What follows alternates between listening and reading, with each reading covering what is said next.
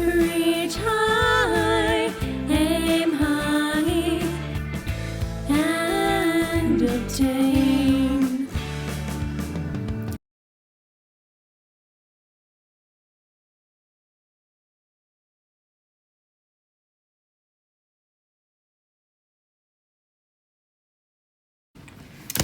Today at TaylorIt, we are going to be making what is referred to as a chocolate sauce, but it is a hardening chocolate sauce. So it's a sauce that you can put on top of things like ice cream or cold desserts that get that hard shell, but you're actually making it yourself without having to be reliant upon going out to the grocery store and buying someone's product that you don't necessarily know everything that's in it. This way, you at least have some control.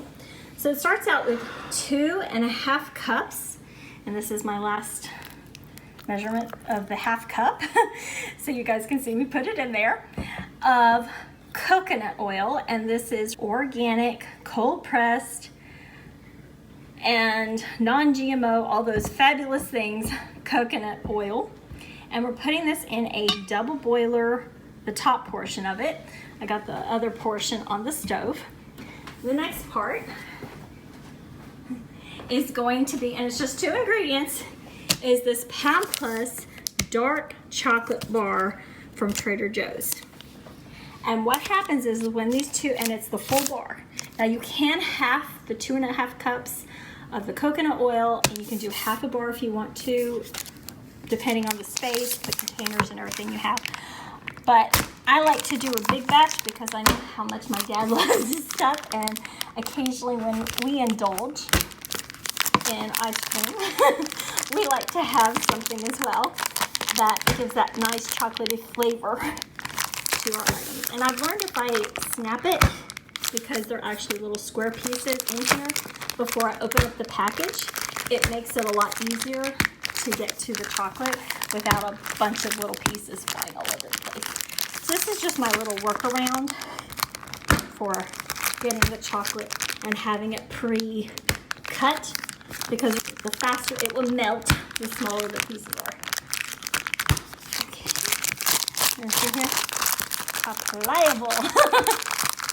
Now, I know there's a few pieces in here I didn't quite get because of angle, and that's okay. You can just go back through with your fingers for those individual pieces. And if you need to, break those outside of this container and packaging. So we will open this up now, and I found if I pull from the top tab there, it'll open up the side, and then I can easily get this open, spread it. Just makes it easier to do it this way for me. Now see, I do have a few pieces here in the center, and you can see them, where it didn't quite get to full breakage. So feel free to come in here and just do a quick snap on it to get it to the smaller square size. So you can see that, that's the size of 2 of them together. And all you're doing is just breaking those. Feel free to pull it up and do it as well. But you can see it snaps quite easily, so it's not so much effort involved. You can also feel free to get out a knife and chop this up. Either one works. I'm just like, why have extra stuff out unless I absolutely need it?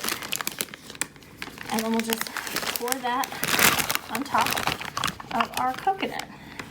Now, you may be like, why wouldn't I put the chocolate first? Well, what I have found is if I put the coconut on the bottom, what happens is the coconut melts, it rises up because the weight of the chocolate pushes down, which means it helps melt the chocolate, I feel, faster than if I were to do the chocolate on the bottom, which becomes thicker, and then I'm trying to incorporate the coconut oil with the chocolate, and it just delays things. So that's how come I end up doing it this particular stacking method. I just found it does things a whole lot easier. Now, one thing I will do, because there will be heat involved, is I will not be using silicone except to scrape out the extra that may be on the outside or in the container when I pour. Otherwise, I tend to use the wood spent or the metal. as with any time you go to do double boiler activities, water in the bottom, and then put your container on top. Those were stains that were in the bottom, right? What's stained? Oh, yeah. Well, to be frank, the first thing I always do when I do the double boil is I'm like double and triple checking that there's water in the bottom. Because one time I messed up, thought I had put water in the bottom, hadn't, and it burned my beautiful copper pot.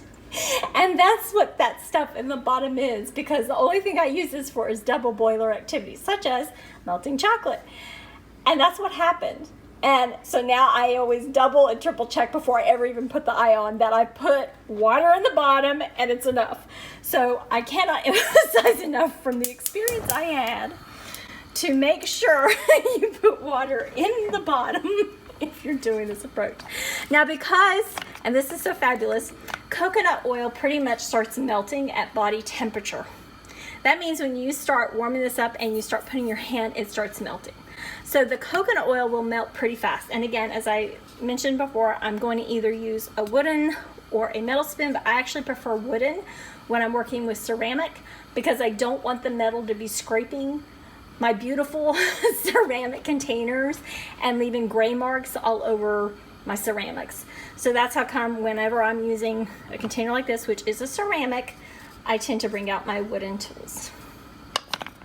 And so what we'll do is we'll give this time now to melt. And you will see that the coconut oil, because as I mentioned, that body temperature, although it takes a while for the water that is the heat creator for us to help warm up the ceramic enough to start doing it, we want this gentle warming up so that we get that fabulous consistency of the chocolate and the coconut. Because what will happen, and this is what's so fabulous about this particular recipe, is because the coconut oil warms at body temperature, when it starts dropping below body temperature, it actually starts hardening. So that's how come this recipe works in making a hard shell chocolate for something like ice cream, because the coconut oil creates that hardening when it cools. So when you're putting it on ice cream, it hardens, and then you have that fabulous chocolate. Now, we purposely did use dark chocolate, and you may be like, well, why wouldn't I use milk chocolate? I want to define as to why I use the dark chocolate. The dark chocolate is not naturally sweet. Coconut oil is naturally sweet when it is a quality coconut oil. So when you combine that slightly bitter flavor with that sweetness of the coconut oil, the two come together and make this marriage of flavor. But when you also take that and then you introduce a dairy, and again, dairy, especially if it's an ice cream, has sugar and is naturally sweet. So what happens is all those flavors come together, and because we are doing dark chocolate, when you add in the dairy, it's the equivalent of having milk chocolate flavor. So that's how come it's very important to use the dark chocolate. Now, if you want to use milk chocolate, you know, it's your choice. But I have found when it comes to flavors, when it comes to the balance of those flavors, this approach here is the way you want to go. Try it once. I remember mentioning this. I was like, guys, I think I've come up with this really great thing. It's dark chocolate. And my dad's like, no, he only likes milk chocolate. And I says, look, guys, just give it a shot. We'll try it. And my dad has been like always making sure ever since then that we have dark chocolate in the house, because he loves this hardening shell, because it really does provide a balanced flavor. And I want you to be aware of that before you just go, yeah, dark chocolate I don't do. I'm not a huge fan of dark chocolate. I myself prefer milk chocolate, but this, because of the way all the flavors come together, trust me, try it once and it'll be hard to go back to anything else. Yeah, nobody in the family likes and actually my brother loves my approach so much with this and the container I put it in, that he was like, send me the containers, send me the, you know, what your portions are and everything. And I was like, okay. And he's been doing this now ever since I came up with this approach. And he's not a dark chocolate fan. Yeah, he likes his milk chocolate as well. He's not a fan, but this one, Now you can see how the oil starting to come through now. That is awesome. That's what we want. Because what's happening is now I can press down, put the chocolate in that warmed oil, and it'll help melt everything quicker too. Which is awesome. So the only reason it's taken that long is, like you said, the water. Yeah, you have to give it that time to come up to room the temperature that it needs to be and everything. But don't worry about it. I mean, that's okay. It's just part of it. You can see that the coconut oil has melted more. So that's how come I'm pushing the chocolate down into it, is I want to help the chocolate melt. And like I said, you can see that there's still some pieces where the coconut oil has not completely melted. That's okay. All we're doing is making sure now that the chocolate is under that oil layer so that it'll melt quicker and we'll get a faster turnaround. And we'll just give it time at this point to do its thing. I'm stirring things around now because even though a lot of the chocolate's melted, there's still quite a bit, as you can see under there, that's still melting, and we need to make sure everything is thoroughly melted. So I'll keep stirring this and gently mixing it together, and it also gives me an opportunity to feel if there's any clumps of the chocolate still remaining that need to be melted. So I'll keep doing this until everything's melted. The chocolate is now fully melted, as you can see here, because I'm going through, I'm not feeling any clumps. And you can see everything looks very well incorporated. And so what we're going to do is we're going to turn off our eye now, and we're going to transition to now putting some of this chocolate in containers that we can use for pouring, as well as keeping warmed up. We have a special heating mat that we use and keep the container on so it stays warm, and that way we always have chocolate sauce that's ready to go. Now what you can always do is put it in just a standard glass container, like a canning jar, like this, for example, that doesn't have a pour spout. Just realize that you'll probably have to warm it up with like a double boiler type approach with a pot. Put it in some water and heat up the water a little bit. But because of the coconut oil, it will melt quite quickly. So let's go and put it in our container. There we go. Now that we have finished melting everything, we've taken it off of the double boiler, and I'm putting it onto a cooling mat so that I can have the easy option of showing you this. And so what I'm doing is I'm doing a quick stir just to make sure, and then I'm using a ladle and using a funnel as well. And we're just going to fill our pouring container here. And this is by that Japanese company I absolutely love. It's technically a salad dressing jar, but I have found it has multiple purposes that one can use it for, one of which is chocolate sauce. And this is, for those of you that are curious, this is the 240 container. I think it's milliliters is what it is.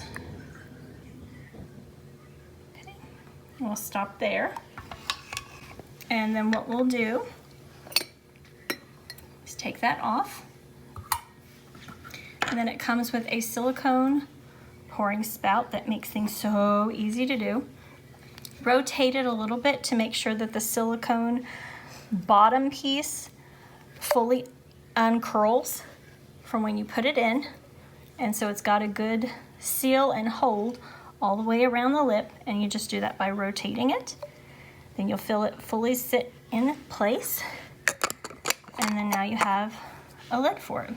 And what we'll do is we'll put this on our heating mat, and that way the chocolate will actually stay in liquid state, so we can use it at any time. My hardening chocolate sauce, and we are going to drizzle to get our fabulous Almond Joy tasting ice cream. And see, you can already see where it's hardening from the cold of the ice cream. But see that? See how it just did that? Awesome. Beautiful.